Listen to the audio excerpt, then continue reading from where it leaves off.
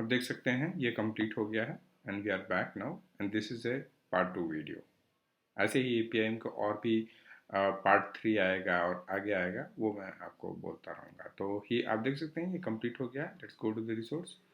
तो हम लोग रिसोर्स के अंदर जाएंगे और चेक करेंगे कि हाउ इट लुक्स लाइक। ठीक है, तो एपीआई का देख सकते हैं, थोड़ा मैं डिटेल आपको बता देता हूँ एपीआई का कि क्या है, क्या है, कैसे है एंड किसका इंपॉर्टेंस क्या है। एंड ये आप लेफ्ट टैब में देख रहे हैं, ये लेफ्ट टैब में मैं फीचर भी आपको बता देता हूँ। मैं डिटेल में नहीं जाऊँगा but I just touch point कराऊंगा। ठीक है, तो समझ में आ जाएगा कि क्या किस लिए चीज़ मोटा मोटा यूज़ होता है। ठीक है, तो ये ओवरव्यू पे क्लिक करेंगे, ये देख सकते हैं ये ऑनलाइन है, रिसोर्स ग्रुप क्या है, सब्सक्रिप्शन क्या है, ये क्या है, और फिर यूआरएल क्या है, मेरे एपीआई का यूआरएल क्या है, और टीयर देखिए कंजम्पशन और एमटीबी। ये आप बेसिक फीचर, बेसिक जो है कॉन्फ़िगरेशन उसके यहाँ देख सकते हैं। यूनिट क्या है, एसएलए क्या है, और क्या है एक्सटर्नल कैश क्या है इसका, ये है। और ये देखिए नेक्स्ट ऐप देखिए, अगर लेफ्ट में जाएंगे तो एक्टिविटी लॉग है, यहाँ पे एपीआई की एक्टिविटी देख सकते हैं, कौन लॉगिन किया, क्या किया। देखिए यहाँ पे दिखा रहा है कि अपडेट एपीआई मैनेजमेंट किस टाइम पे किया, इवेंट इनिशिएटेड बाय, तो ये सब आप देख सकते हैं। I am is place actually जहाँ की आप जहाँ के आपके रोल असाइनमेंट वगैरह दे सकते हैं। जैसे कि मान लीजिए फॉर एग्जांपल इसको रोल असाइनमेंट देना है टू स्टोरेज अकाउंट, जैसे बैकअप लेना होता है तो उसमें बैकअप में एपीआई मैनेजमेंट का बैकअप अगर लेना होता है तो उसमें स्टोरेज अकाउंट पे डॉट एपीआई करके फाइल बनती है, तो उस केस में हमें रोल देना पड़ता है उसके आइडेंटिटी का। तो दोज पर्पजेस के लिए टैग्स आपने देखा ही है, जब प्रोविजन करते हुए टैग्स आप अभी भी दे सकते हैं, क्या टैग है ये। टैग पे मैं कभी और वीडियो बनाऊंगा कि what is the importance of that tag. Is just a analogy अगर मैं ले लूँ तो जस्ट डिफरेंट नेम्स हैं, सो दैट कि it is useful for filtering out the data. Cost, mainly cost के लिए एक्चुअली यूज़ होता है, कौन सा इन्वायरमेंट। डायग्नोसिस सॉल्व प्रॉब्लम इस डायग्नोसिस के लिए होता है। एपीआई जहाँ पे होता है वहाँ पे एपीआई यहाँ पे लिखते हैं हम। अभी आगे हम लोग डेमो में जब जंप करेंगे तब देखेंगे how to write API, how to create your API. ठीक है, ये डिफरेंट ऑप्शन है। प्रोडक्ट्स क्या होते हैं कि डिफरेंट प्रोडक्ट्स आप यहाँ बना सकते हैं। जैसे कि मान लीजिए एपीआई हम में जैसे बिलिंग हमने एग्जांपल लिया था, तो बिलिंग का एक प्रोडक्ट है। ठीक है, इसके बाद एक लॉजिस्टिक का एक प्रोडक्ट है, तो वो सब डिफरेंट प्रोडक्ट आप बना सकते हैं। क्यों, रीज़न क्या है डिफरेंट प्रोडक्ट बनाने का, उसके बेसिस पे आप फिर उसका की वगैरह कंट्रोल कर सकते हैं। ठीक है, जैसे किसी उसमें होगा डिफरेंट प्रोडक्ट है आपका, डिफरेंट कस्टमर के लिए है। हर कस्टमर का रिक्वायरमेंट अलग होता है, उसकी पॉलिसी अलग होती है, उसकी नीड अलग होती है।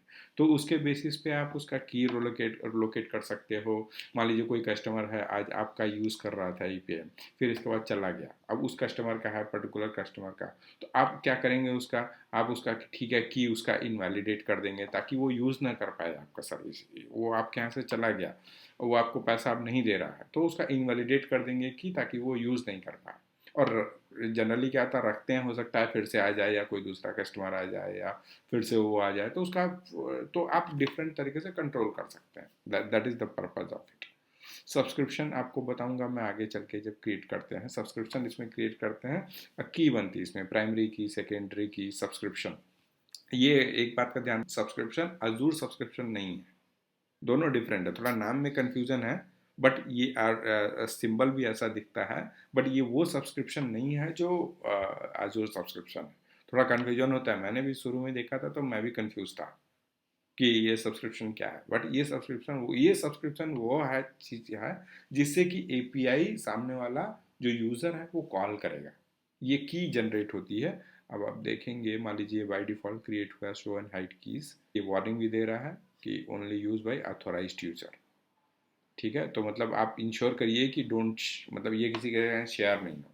जिसके संग शेयर होगी वो आपका यूज़ कर लेगा, और यूज़ कर लेगा तो आपको चार्ज आएगा, राइट। तो इंश्योर दैट कि ये आपका वो हो। तो ये सब्सक्रिप्शन ये होता है। जैसे मान लीजिए मैंने बिलिंग के लिए, या आपके पास 10 कस्टमर हैं सर, ठीक है, अब 10 कस्टमर का आप अलग अलग एक तरीके से मैनेज करोगे कीज़, बिकॉज कि आप नहीं चाहोगे कि एक कस्टमर दूसरे कस्टमर का यूज़ करे, एक कस्टमर चला गया तो उसका आप उसको सेपरेटली आप कंट्रोल कर पाओ। तो यहाँ से आप क्रिएट कर सकते हो कीज़। जैसे मान लो एक्स कस्टमर है, XYZ है, फ्लिपकार्ट है, मैंने क्रिएट कर दिया। अच्छा, फ्लिपकार्ट का एक यूज़र है, मतलब फ्लिपकार्ट के सिस्टम से कॉल आ रही है, मेरा एपीआई है, मैं लॉजिस्टिक का हूँ, तो मैं फ्लिपकार्ट से एक बना लूँगा अपना इनका ये। कल के दिन कोई दूसरा आया, मंत्रा आया, मैं मंत्रा के नाम से भी बना लूँगा। ठीक है, तो फ्लिपकार्ट को ये सब्सक्रिप्शन की दूंगा कि भाई तुम मेरा ये यूज़ करो कीज, और मंत्रा को दूसरा की दूंगा जो मैं बनाऊंगा। ठीक है, तो ये सब्सक्रिप्शन वो सब्सक्रिप्शन नहीं है, ध्यान रखिए। थोड़ा कन्फ्यूजन है नाम में, पता नहीं क्यों माइक्रोसॉफ्ट ने, अजूर ने ऐसा दिया नाम, बट थोड़ा कंफ्यूजिंग सा लगता है। ये देखिए नेम वैल्यू पेयर है। ये क्या होता है नेम वैल्यू पेयर? कोई भी चीज़ वेरिएबल टाइप से है ये। जैसे कि नेम वैल्यू पेयर में आप कोई भी वेरिएबल अपना डिफाइन कर सकते हो। जैसे मैंने डिफाइन कर दिया कि मेरा यूज़र नेम ये रहेगा, ठीक है, या बिलिंग का यूज़र नेम ये रहेगा, लॉजिस्टिक का यूज़र नेम ये है, इसका यूज़र नेम ये है। ऐसे कोई भी चीज़ आप डिफाइन कर सकते हैं, वो ग्लोबल टाइप से वेरिएबल है, वही कॉन्सेप्ट है। और इसका यूज़ कहाँ होगा? क्यों हम ग्लोबल वेरिएबल यहाँ डिक्लेयर कर रहे हैं? क्योंकि हम आगे इसका यूज़ करेंगे जब पॉलिसी डिक्लेरेशन होगा। जब एपीआई आप बनाएंगे तो वहाँ पे बीच में पॉलिसी या बहुत सारी पॉलिसी बना सकते हैं। ठीक है, उसमें एक्सएमएल टाइप से स्क्रिप्ट रहता है, स्क्रिप्टिंग लैंग्वेज रहती है, वहाँ पे आप अपना सारा कंट्रोल कर सकते हैं एपीआई को इन बिटवीन। एपीआई जैसे कॉल आपके पास आया, अब उसको आप कंट्रोल कर सकते हैं। उसमें अगर कुछ हेडर ऐड करना है, कुछ करना है, कुछ इनवैलिडेट करना है, जो भी कंट्रोल डालना है वो ले सकते हैं। तो वहाँ अगर कोई वेरिएबल की अगर आपको ज़रूरत पड़े तो आप सेंट्रल प्लेस पे उसको डिक्लेयर कर सकें, इसलिए यहाँ पे नेम वैल्यूज का कॉन्सेप्ट है। अब या तो या वहाँ आपके 100 एपीआई हैं, आपको एक्सपोज करनी है, 100 एपीआई में आपको यूज़ करना है कोई वेरिएबल, 100 जगह डिक्लेयर करेंगे, वो तो अच्छा कॉन्सेप्ट नहीं है। तो इसीलिए नेम वैल्यू पेयर का कॉन्सेप्ट है कि यहाँ आप उसको डिक्लेयर करके वहाँ पे आप इसको रिफर कर सकते हैं टू यूज दैट। ठीक है, तो चेंज करना पड़ेगा तो एक ही जगह चेंज करना पड़ेगा। कल के दिन उस वेरिएबल की वैल्यू चेंज करनी है या कुछ चेंज करना है तो आपको एक प्लेस है जो चेंज करने के लिए, that is the use of it. Backend में देख लेंगे कौन कौन से बैकएंड सिस्टम्स हैं, दैट वो आता है आपका स्कीमा ऑथराइजेशन, ये जनरेशन वगैरह क्रिएट कर सकते हैं। इसमें आगे बात करेंगे। Will focus on monitoring. Monitoring बताया था एप्लीकेशन इनसाइट, अभी देखिए कोई कनेक्टेड नहीं है, नहीं आ रहा है। प्रोविजन करते समय आया था कि एप्लीकेशन इनसाइट आपको कनेक्ट करना है कि नहीं करना है, हमने नहीं किया था। मैट्रिक इंपॉर्टेंट है जब भी एपीआई हम आप करें, क्योंकि मैट्रिक में आपको ये बताता है कि आपकी एपीआई की कैपेसिटी कितनी है, आप कितना रिक्वेस्ट है, कितना नंबर ऑफ रिक्वेस्ट आया है, number of field gateway request है, number of duration of backend request है, पूरा देख सकते हैं इसमें। नंबर ऑफ कॉल्स कितनी आ रही हैं आपकी एपीआई में, कितनी एपीआई हम हिट हो रही हैं, कितना रिजेक्टेड है, कितना फेल्ड है, कितना थ्रॉटल हुआ है, गेटवे रिक्वेस्ट में कितना overall duration of gateway request. तो एनालिसिस करने के लिए बहुत अच्छा होता है कि हमारे एपीआई में कितना रिक्वेस्ट आ रहा है कस्टमर से, क्योंकि आपको कस्टमर का नहीं पता है, कस्टमर कितना नंबर ऑफ रिक्वेस्ट, आपको आइडिया नहीं है कि कब क्या भेज रहा है वो।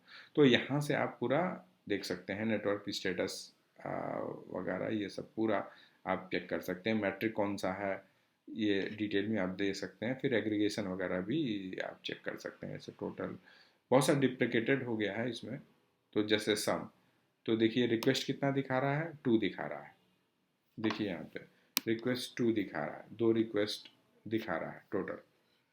नॉट बात दैट, ये एडवाइजर रिकमेंडेशन होता है। जैसे बीच बीच में एडवाइजर एक अलग सर्विस है अजूर की, और ये क्या करता है, आपको हर सर्विस में आपको एडवाइस करता है कि ये सर्विस में ये आप और कर सकते हो, सिक्योरिटी का प्रॉब्लम है, इसके कॉस्ट आप कम कर सकते हो, बेस्ड और अपना अपना जैसे यूजेज है उसके हिसाब से एडवाइजरी देता है। ये कॉस्ट का, सिक्योरिटी का, रिक्वेस्ट का, मतलब जो भी जैसी सर्विस है उसमें एडवाइजरी देगा। तो वो अगर आपको रिजर्वेशन वो ऑफर कर रहा है, मतलब रिकमेंड कर रहा है, तो वो देख सकते हैं। एक्सटर्नल कैश क्या होता है कि जनरली जल्दी ज़्यादा बात नहीं करेंगे इसके बारे में एक्सटर्नल कैश, बट ये मोटा मोटा समझ लीजिए कि जो कोई भी एपीआई आता है तो वो जो रिस्पॉन्स उसको पीछे से मिलता है, लगातार वही रिस्पॉन्स उसको मिल रहा है, तो वो क्या करता है, वो कैश कर लेता है, क्योंकि वो ऑफन चेंज नहीं हो रहा है। तो बेटर परफॉर्मेंस के लिए वो कैश कर लेता है। तो वो थोड़ा उसका कॉन्सेप्ट है, वो यहाँ यूज होता है। कस्टम डोमेन में आपको बाद में बताऊंगा कभी, कि आगे वीडियोस में, एडवांस वीडियोस में बताऊंगा कि कस्टम डोमेन का क्या काम होता है। मोस्टली कंपनियाँ यूज़ करती हैं कस्टम डोमेन का कॉन्सेप्ट, इसके लिए सर्टिफिकेट वगैरह इंस्टॉल किया जाता है, मैं बाद में बताऊंगा कैसे है।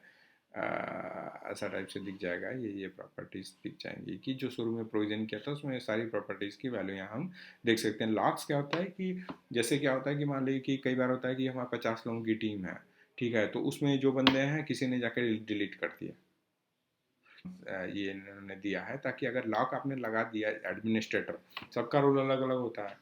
अब जैसे एजूर में सब 50 लोगों की टीम में 50 लोग काम कर रहे हैं, बट सबका रोल अलग है, कोई डेवलपर है, कोई टेस्टर है, उनको कम एक्सेस रोल रहेगा, और जो एडमिन है उसको ज़्यादा रहेगा। तो इन सब चीज़ को अवॉइड करने के लिए कोई डिलीट ना कर दे रिसोर्सेज वगैरह ये सब के लिए, तो वो लॉक लगा देते हैं, तो वो डिलीट नहीं होता। जनरली प्रोडक्शन वगैरह में लॉक्स लगे होते हैं कि बाई मिस्टेक किसी से वो डिलीट ना हो, ठीक है, अनटिल अनलेस एडमिन लॉक नहीं हटाए और ये सब नहीं करे। तो अब एक्सपोर्ट टेम्पलेट है, यहाँ से आप सपोर्ट रिक्वेस्ट रेज कर सकते हैं, ठीक है। तो अब यहाँ पे इम्पॉर्टेंट हमारा एपीआई है कि हम एपीआई कैसे एक्सपोज करते हैं, जो कि मैं आपको पार्ट 3 नेक्स्ट वीडियो में आपको बताऊँगा। Thank you so much.